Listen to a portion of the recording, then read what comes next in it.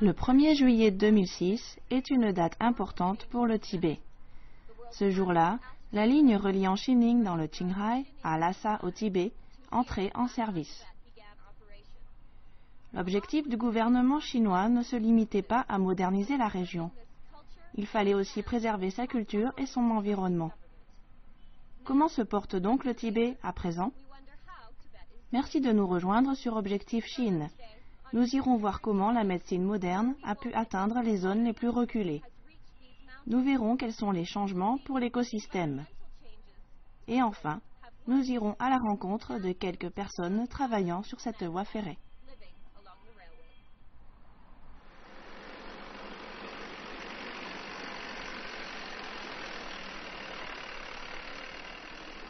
Avec un écosystème si précieux aux abords de ce chemin de fer, il fallait inclure dans les plans de construction des mesures environnementales adéquates. Ce sont plus de visiteurs et plus de machines qui parcourent ces terres isolées. Par conséquent, l'évacuation des eaux sales et le tri des déchets sont devenus une priorité. À la station de Golmund, ces camions attendent pour transporter les déchets et les poubelles du train vers le centre de traitement. Ce processus est très efficace pour préserver et protéger les terres alentours.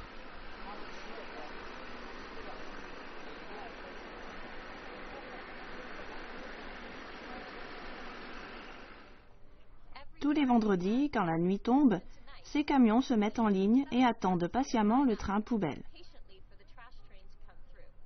C'est bien sûr un travail laborieux. Mais personnellement, quand je regarde ces lumières du crépuscule mêlées aux lumières artificielles, je trouve ça plutôt joli.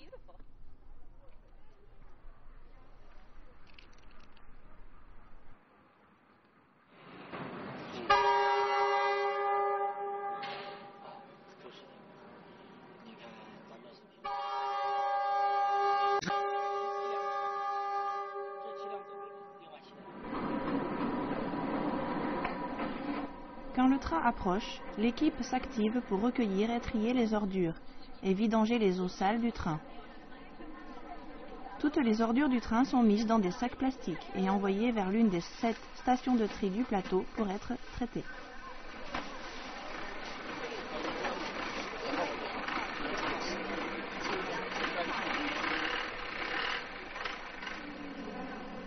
Le gouvernement chinois a conscience que cette nouvelle ligne attirera des touristes. C'est pourquoi elle se doit de prendre des précautions pour protéger ce fragile écosystème. Qui dit touriste dit consommateur. Qui dit consommation dit déchets. Tout au long de cette voie se trouvent des stations pour stocker l'eau et les ordures. Une fois par semaine, le train poubelle passe, récolte les déchets et les porte au centre de traitement, la station de Golmund.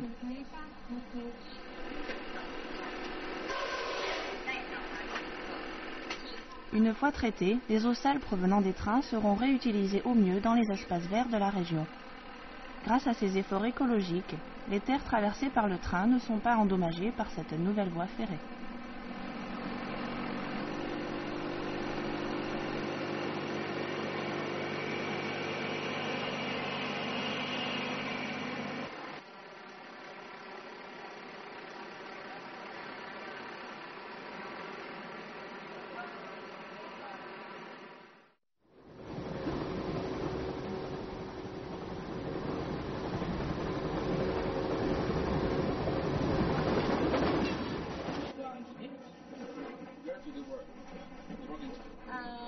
Voilà le lac Tsonag.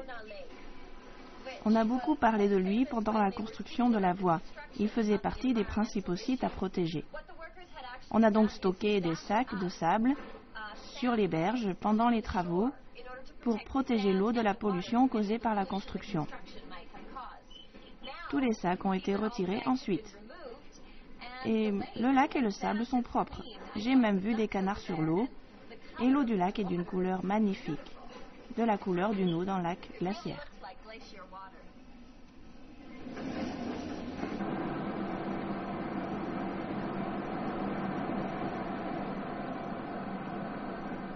À 2 heures de route environ de Lhasa, nous sommes allés voir si les prairies avaient subi des changements pendant les travaux, qui nécessitaient pas mal de déplacements de terre. Elles sont restées en fait intactes et la faune ne les a pas fuies.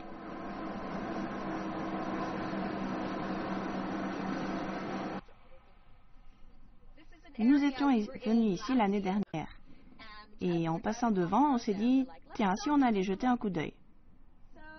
Au premier abord, je ne vois pas grand-chose qui ait changé. La voie ferrée est là-bas derrière et il y a toujours les fermes et tout semble coexister en parfaite harmonie. Il reste quelques mottes de terre ici soulevées au cours des travaux. Je suppose que l'on va les mettre le long de la voie ferrée ou peut-être on les laisse là le temps que le sol les assimile.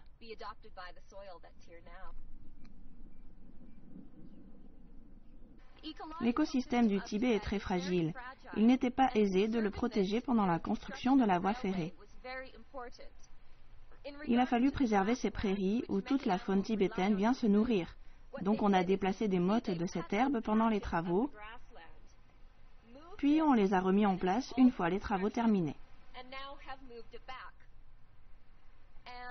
Et par chance, tout autour de moi, il y a des yaks qui paissent sur ces carrés de prairies, ce qui prouve que ça a marché. Ça fait plaisir à voir.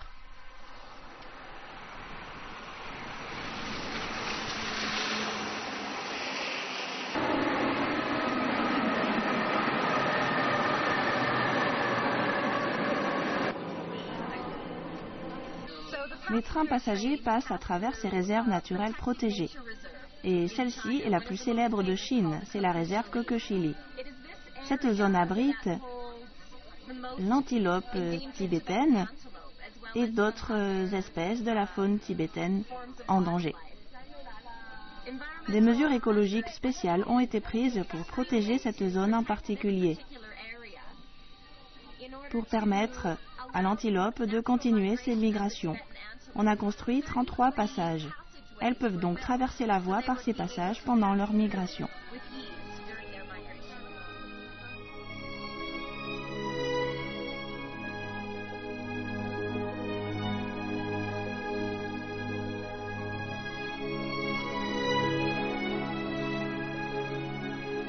L'Institut zoologique du Shanxi s'occupe essentiellement de la protection et de l'observation des espèces en danger.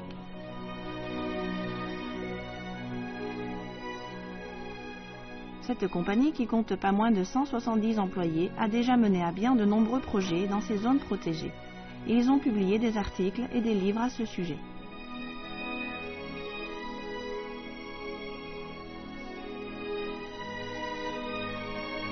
Ils ont été choisis par le gouvernement chinois pour observer et protéger la fragile antilope tibétaine.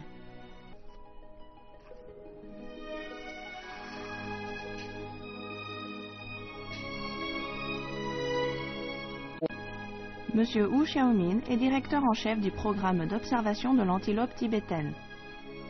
Avec son équipe, ils se réunissent régulièrement pour parler du passé et de l'avenir de cette espèce. Pendant 2 mois, 2 fois par an, cette équipe voyage sur le plateau tibétain pour prendre des clichés et répertorier l'antilope et son évolution. Tous les ans, ils marquent de plus en plus d'antilopes au moyen de puces électroniques. Ils peuvent ainsi les suivre à la trace dans leur migration par satellite. 把卫星定位技术和遥感技术用于野生动物的研究呢，目前已经是一套成熟技术。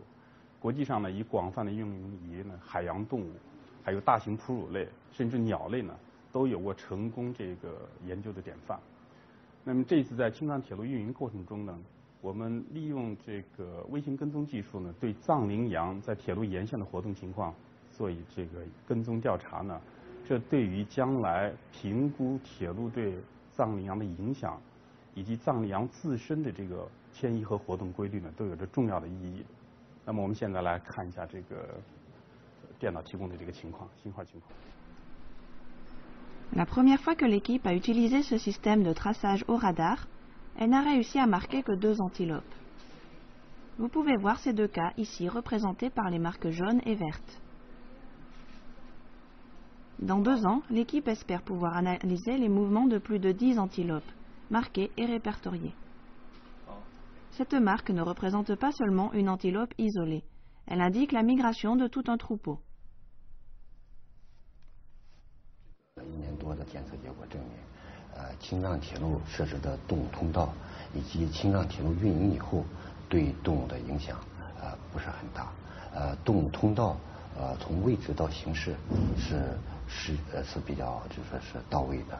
另外呢，就是运营以后火车本身对动物影响也不是很大。野生动物现在逐渐的从铁路的周边的远距离已经在铁路两边开始活动。另外，火车往返就说是通过的时候，动物也不是惊慌。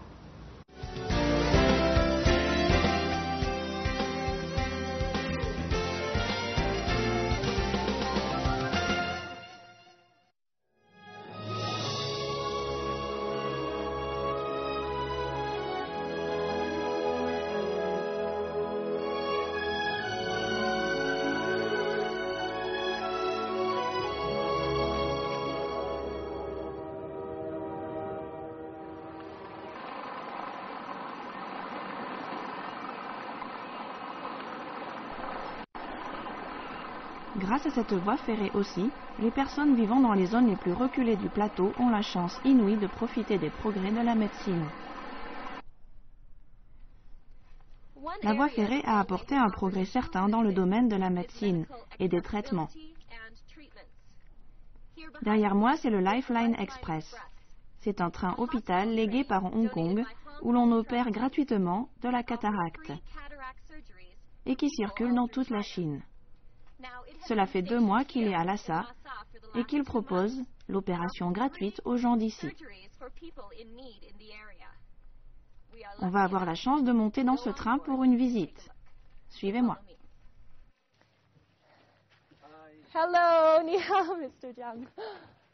How are you? Good. Nice to see you. Good Welcome to to see the you. Life Express. Thank you very Would you like much. to look around the Life Express? We would love to look Okay, around. Come in, please. Thank you. Hello. Okay, come in, please. Okay.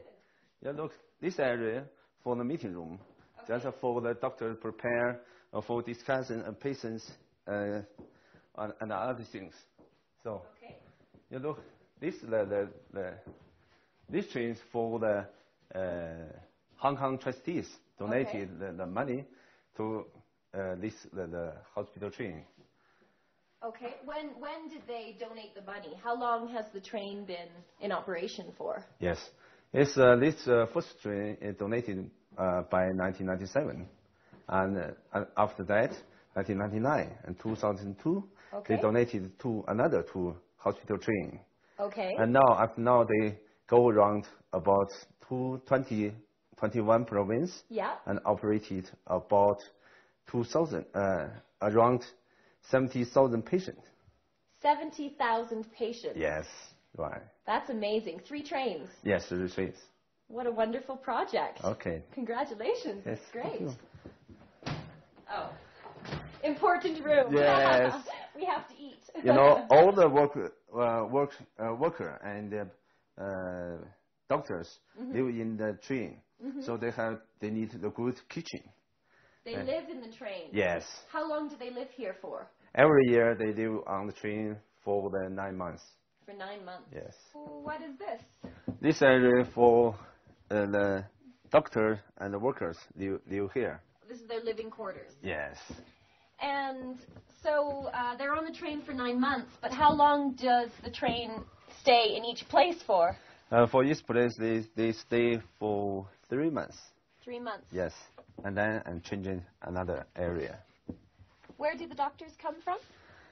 Most of them come from Beijing, or other come from Guangdong Central, the medical center.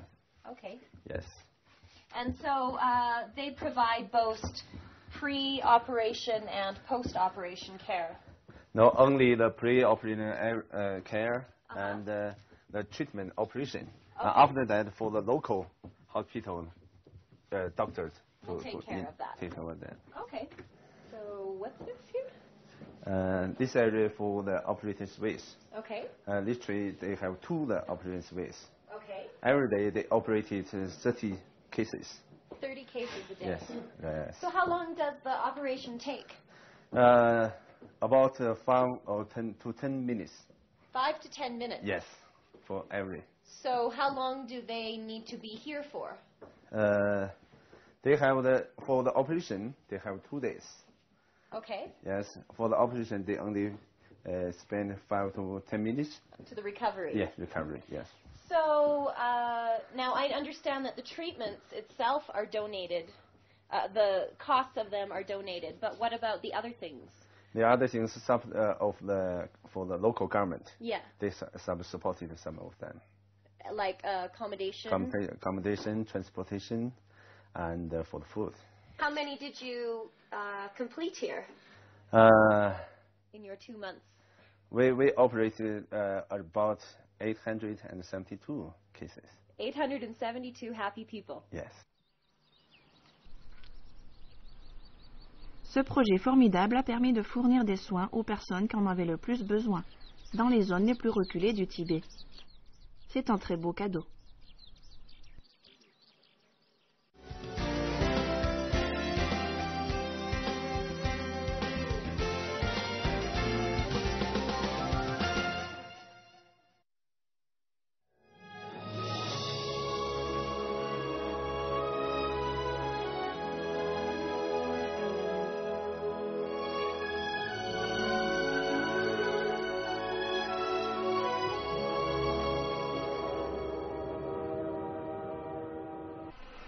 Donc nous quittons notre hôtel de Lhasa. Il est 7h30 du matin et nous allons à Dangxiong, une petite gare où quelques personnes travaillent. Nous allons voir comment est la vie là-bas. Je crois que je vais dormir dans la voiture. Je suis fatiguée. Ni hao, chauffeur.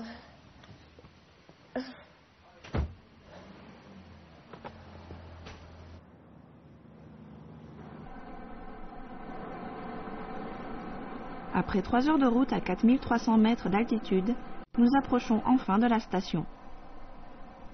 C'est une zone isolée, reculée, et la route était glissante en raison d'une météo capricieuse.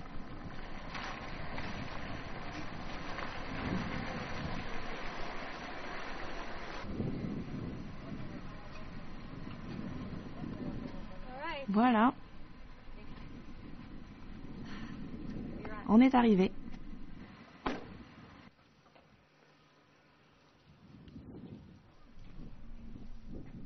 Perdu au milieu de ces terres isolées, juchées sur une colline, se trouve la gare de Dangxiong. En tout, ce sont 5 personnes qui vivent et travaillent ici sur la voie ferrée.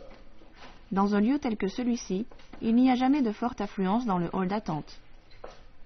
Ce sont au total entre 10 ou 20 passagers qui prennent ce train tous les jours. Le reste du temps, l'endroit est silencieux et solitaire. Les employés de la station de Dangxiong essaient de tirer le meilleur parti de cette situation. Ils forment presque une famille. Ils partagent leurs repas, leurs exercices, s'amusent et rient ensemble, et s'intéressent aux passe-temps de chacun. Leur contrat est d'1 an, mais leur emploi du temps tourne. Ils travaillent dans la station 1 mois sur 2. C'est parfois assez contraignant. Ces employés souffrent particulièrement de la solitude des lieux, alors que leur famille se trouve à des milliers de kilomètres. Les jours passent parfois très lentement, et il faut savoir garder l'esprit clair et faire son travail. 7月份就是正式通车了，7月份正好是，咱们也是在世界上来说是举世瞩目啊，青藏铁路通车也是全世界也比较关注。完了这个月上来以后，家里面发生了点事情，正好我姑去世了，姑去世以后，给家里面给打了个电话，意思是姑父在北京那边正好也有病，也是眼睛是动手术，在北京住院里，家里面没人，完了小孩3个小孩都在上学，那时候打来以后，当时就心情特别悲伤。但是说7月1号又是通车，正式通车，也是特别繁忙的一个月，没办法，只能就是为了咱们的工作是吧，只能给家里面就是哎呀心情特别难受，就是说没办法就把自己稀饭完了去以后，帮着把这个后事料理一下，找了亲戚朋友，完了自己去不了，哎，只能在坚守岗位是吧，把自己的本职工作干好。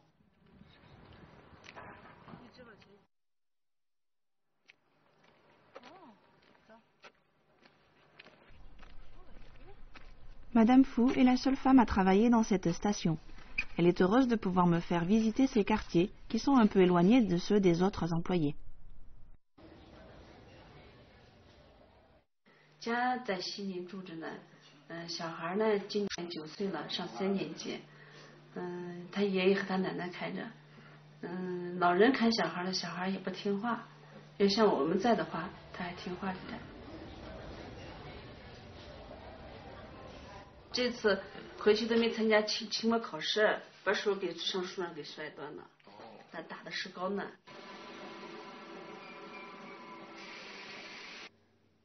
我是去年2月份到的这个车站，刚来这个车站的时候呢，因为是高原，咱们这个车站海拔是4293米，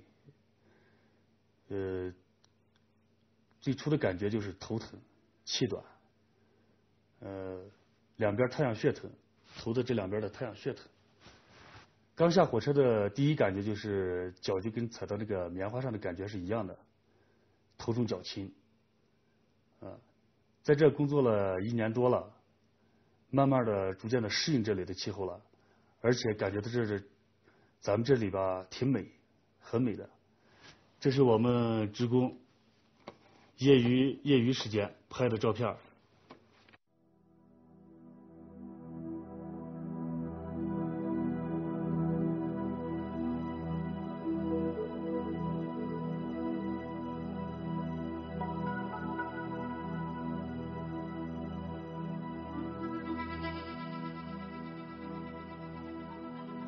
这里夏天还是比较美的，山上整个山上的这个草啊，绿绿的，给人感觉确实心旷神怡。天是蓝的，云是白的，确实是这种感觉，啊，就像回到了大自然的怀抱一样。 Dès qu'il a du temps libre, Zhou Wei aime peindre les paysages qui l'entourent. Ça l'aide aussi à oublier la solitude et ça lui permet de s'exprimer.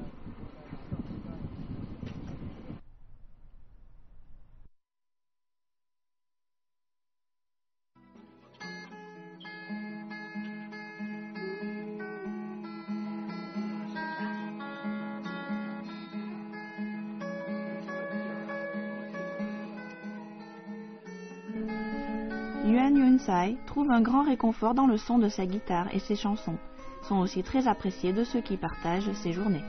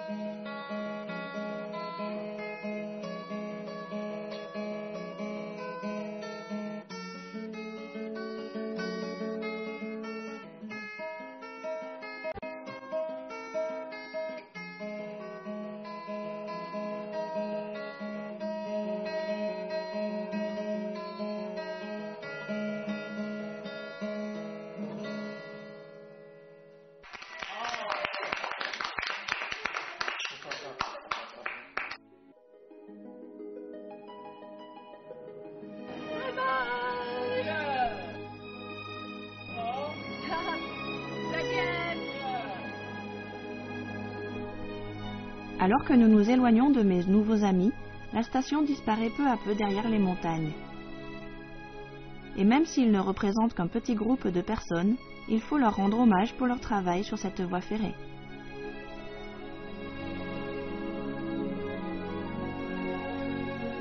Cette ligne continuera certainement à apporter de grandes opportunités pour ces terres. Des équipes se dévoueront pour maintenir l'équilibre entre la modernisation du Tibet et la préservation de son charme naturel. Ce n'est que le début d'un avenir radieux.